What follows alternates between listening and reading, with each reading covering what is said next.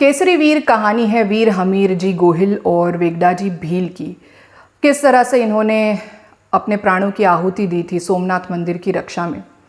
Film 14वीं century के backdrop में set करी हुई है, जिस वक्त पर बताया गया है कि तुगलक डायनेस्टी का कब्जा है भारत पर। तुगलक डायनेस्टी के उस वक्त के सिपह सालार यानी कि गवर्नर मीर बख्श जलालुद्दीन ज़फ़र खान का कैरेक्टर विवेक ओबरॉय ने प्ले किया है और उन्होंने काफ़ी अच्छा काम किया है। तो जो ज़फ़र खान है वो अपने शहंशाह के हुक्म पर सोमनाथ मंदिर पर हमला करते हैं with the intention of Islamic जिहाद, लूट, प्लंडर, XYZ तरह के एक्सप्लॉयटेशन करते हैं वो भारत के हिंदू जनता पर। और किस तरह से फिर हमीर जी गोहिल और वेगड़ा जी भील की सहायता से गांव के ही लोगों से मिलजुल कर एक सेना बनाते हैं और इनकी ये दिल्ली सल्तनत वालों की इतनी विशाल सेना से फाइट देते हैं। कॉन्सेप्ट तो ये है, जो प्लॉट है, एसेंस जो है वो तो ये है। और बहुत ही ज़्यादा मुझे क्यूरियोसिटी थी हमीर जी गोहिल के बारे में जानने की, वेगड़ा जी भील के बारे में जानने की, क्योंकि इनके बारे में मुझे बहुत लिमिटेड जानकारी थी। सोमनाथ टेम्पल के बाहर हमीर जी गोहिल का जो मेमोरियल है, वेगड़ा जी भील के जो फोक लोर में जो पोएम्स या जो गाने हैं, गुजराती फोक गाने हैं, उसमें उनके बारे में सुनने को मिलता है। ऑफिशियल डॉक्यूमेंट्स कहाँ अवेलेबल है, I think government of India के पास कुछ डॉक्यूमेंट शायद हो सकते हैं, या फिर सोमनाथ टेम्पल के पास मे बी कुछ लिटरेचर मिल सकता है। I really do not have the information, but officially history text books में वगैरह जो अवेलेबल है मार्केट में, उनमें तो इनके बारे में ज़्यादा कोई जिक्र नहीं है, जो बहुत ही दुर्भाग्यपूर्ण है। बट बहुत ज़्यादा मेरी इच्छा थी हमीर जी गोहिल और वेगड़ा जी भील के बारे में जानने की, और बहुत इच्छा थी कि इनकी फ़िल्म जो है ये बहुत अच्छी बने, बहुत हिट हो।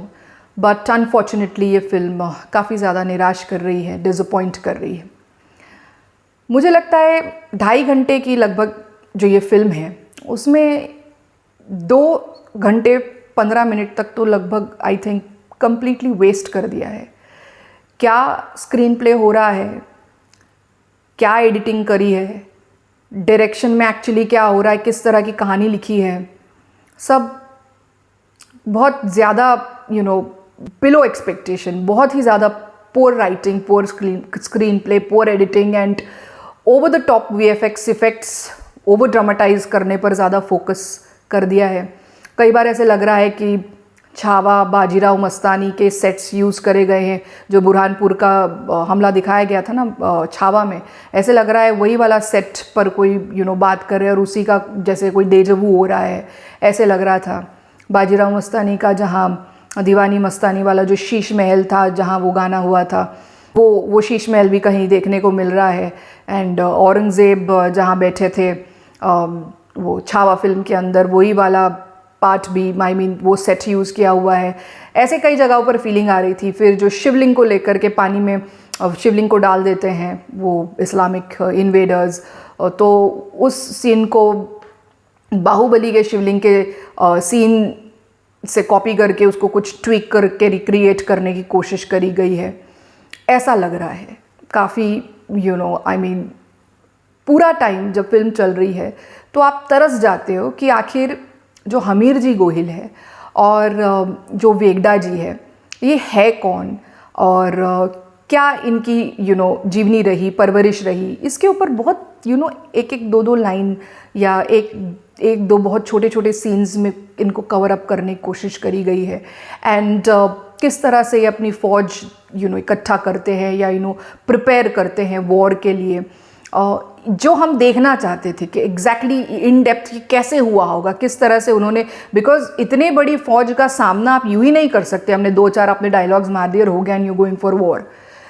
इन्होंने बहुत इन डेप्थ प्रिपरेशन किया होगा, क्या इनकी सोच रही होगी, इसके ऊपर ये फिल्म ज़्यादा बात नहीं करती। पूरा टाइम मुझे ऐसा लग रहा है टाइम पास कर रहे हैं, बीच में ही कहीं से लव स्टोरी आ जाती है, गाने आ जाते हैं जहाँ हम गाने बिल्कुल देखना नहीं चाह रहे हैं।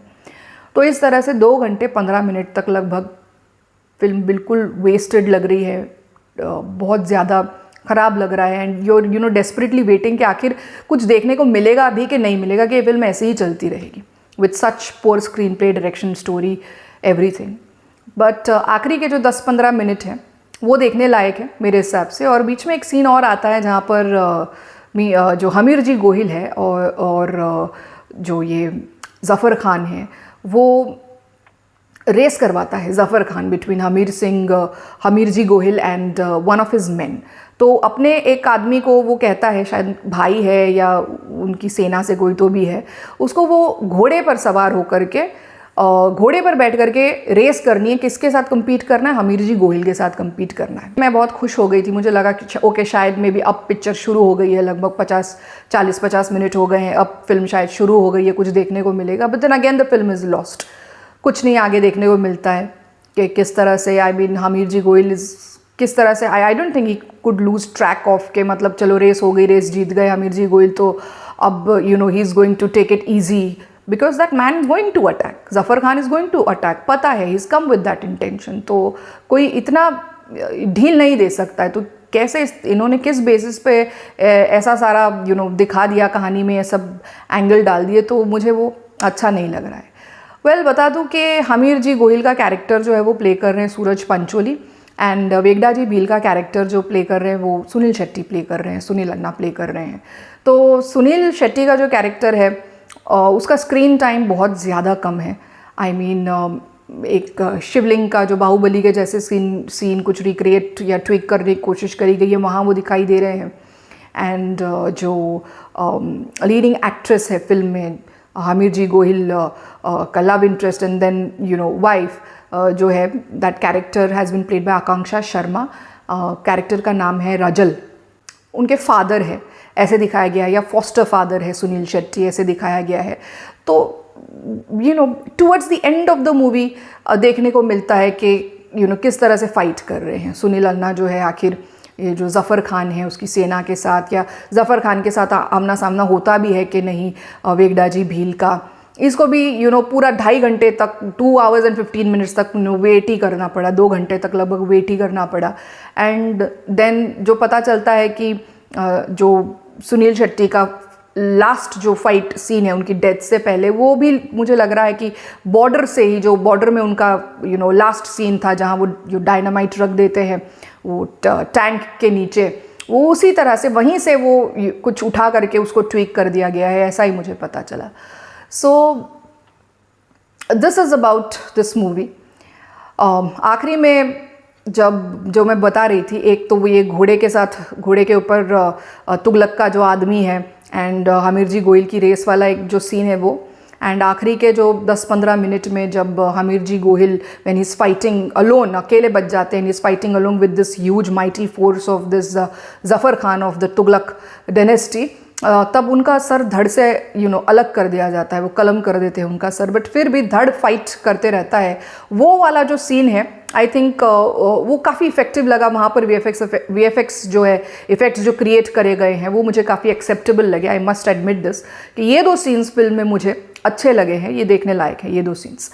एंड देन इसके अलावा फिल्म का जो बैकग्राउंड स्कोर है कई जगहों पर मेलोडियस लग रहा है, एंड स्पेशली जहाँ पर आकांक्षा शर्मा एंड जो सूरज पंचोली है, हमीर जी गोहिल एंड रजल के बीच में जो भी उनका लव स्टोरी दिखाने की कोशिश करी गई है, जो बैकग्राउंड में गुजराती फोक गाना सा बज रहा है। बैकग्राउंड स्कोर कई जगहों पर मेलोडियस लग रहा है, बट कई जगहों पर काफ़ी ज़्यादा नॉइजी लग रहा है। मेलोडियस वहाँ लग रहा है जहाँ पर रजल और हमीर जी गोहिल के बीच में कुछ रोमांटिक सीन्स बताए गए हैं, या फिर उनकी लव स्टोरी कवर करने की कोशिश करी गई है। वहाँ पे प्रेमानु रंगवा जीवने प्रेमनु ऐसा कोई गुजराती फोकलोर सा बजता हुआ लग रहा है, वो मुझे काफ़ी मेलोडियस लग रहा है। म्यूज़िक मोंटी शर्मा का है जो संजय लीला बंसाली की टीम से बिलोंग करते हैं, उनके साथ उन्होंने काफ़ी काम किया है। ब्लैक का म्यूज़िक उन्होंने दिया था, सावरिया के म्यूज़िक टीम में भी वो थे, एंड इवन गोलियों की लीला रास लीला का म्यूज़िक उसमें भी वो शामिल थे उनकी टीम में। या तो मोंटी शर्मा का म्यूज़िक है, but music is not up to mark जो उन्होंने इन 3 फिल्मों में दिया था, उसके कंपैरिजन में ये music is not really that good, but okay ठीक है। Placement of the songs is really very bad. हम नहीं चाहते थे जहाँ गाने बिल्कुल भी आए वहाँ गानों को डाल करके और ख़राब फीलिंग आती है कि हम एक्चुअली देखना चाह रहे हैं कि किस तरह से ये तैयारी कर रहे हैं Aamir ji Gohil and Vegda ji Bhil, how are they preparing and how are they facing, हम इसी के बारे में जानना चाह रहे हैं। तो ये सारी चीज़ें, ये रोमांटिक एंगल डाल देना एंड देन गाने डाल देना, फिर कभी बीच में ही जब एट द पीक लड़ाई होने वाली है उसके बीच में शादी डाल देना, I don't think it really worked well with me at least, or even with the audience who was watching with me. तो ये काफ़ी अनएक्सेप्टेबल सा लगा। सो लगभग 2-2.25 घंटे तक फिल्म ने बहुत वेस्ट फील करवाया। और बस ये जो 2 सीन्स मैंने बताए, रेस वाला सीन और जो आखिरी का सर धड़ से अलग होकर जब आमिर जी फाइट कर रहे हैं, वो वाला सीन देखने लायक है। इसके अलावा फोटोग्राफी कई जगहों पर सुंदर लग रही है, कई जगहों पर VFX इफेक्ट्स ही है। I don't think so Gujarat में एक्चुअली इसको शूट करा गया है। अगर करा गया होगा तो जैसे बावड़ी वगैरह दिखाने की कोशिश करी गई है, आई डोंट नो वो VFX इफेक्ट्स हैं कि एक्चुअली गुजरात की किसी लोकेशन पे जा कर के इन्होंने शूट किया है। तो कई जगहों पर फोटोग्राफी जो है वो काफ़ी अच्छी लग रही है, खूबसूरत लग रही है। एंड कॉस्ट्यूम्स मुझे इस फिल्म में बहुत अच्छे लगे हैं, जितने भी कॉस्ट्यूम्स बताए गए हैं। तो कॉस्ट्यूम जो डिज़ाइनर है चंद्रकांत सोनावने हैं। सुनील शेट्टी के costumes have been done by Shakeel Shetty. Costumes अच्छे हैं फिल्म में। सूरज पंचोली के काफ़ी जगहों पर वो एक्सेप्टेबल सा परफॉर्मेंस है उनका। डायलॉग डिलीवरी में मुझे लग रहा है कई जगहों पर प्रॉब्लम है। जैसे सलमान खान अपने ट्राइजेमिनल न्यूरोलजिया की वजह से जिस तरह से डायलॉग डिलीवर करते हैं, कई जगह मुझे ऐसा लग रहा था सलमान खान ही तो नहीं बोल रहे हैं, ऐसा संकुचित गालों की वजह से या जो भी उनकी जो प्रॉब्लम है ट्राइजेमिनल न्यूरोलजिया की वजह से बोल नहीं पाते हैं ठीक से, वैसे वाला उस किस्म के वैसा तरीका है सूरज पंचोली का डायलॉग्स डिलीवर करने का। तो कई जगहों पर वो मुझे अच्छा नहीं लगा, but then okay, his work was acceptable. Akanksha Sharma जिन्होंने रजल का कैरेक्टर प्ले किया है, this girl I think has a lot of potential, she has got a lot of spark, but उनके पोटेंशियल के हिसाब से आई थिंक यहाँ उनको यूटिलाइज नहीं किया गया है। I hope she finds better opportunities, और अगर उनको अच्छी अपॉर्चुनिटीज़ मिलती है, अगर वो अच्छी चॉइसेस करती है फिल्मों की, whatever comes her way, maybe serials और anything, so she can go places. This girl has a lot of spark, lot of potential in this girl I see. Film को direct किया है Kanubhai Chauhan and Prince Dhaman ने।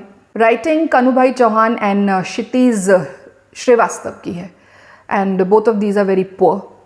सुनील शेट्टी का character जो है काफ़ी limited time के लिए, स्क्रीन टाइम बहुत ज़्यादा कम है, और फाइनल जो उनका सीन है वो बॉर्डर के सीन के जैसे रिक्रिएट कर दिया गया है, ऐसे मुझे लग रहा है। It was good to see Sunil Shetty, but बहुत उनके पोटेंशियल के हिसाब से उन्हें भी यूज़ नहीं किया गया है, और बहुत कम स्क्रीन टाइम है।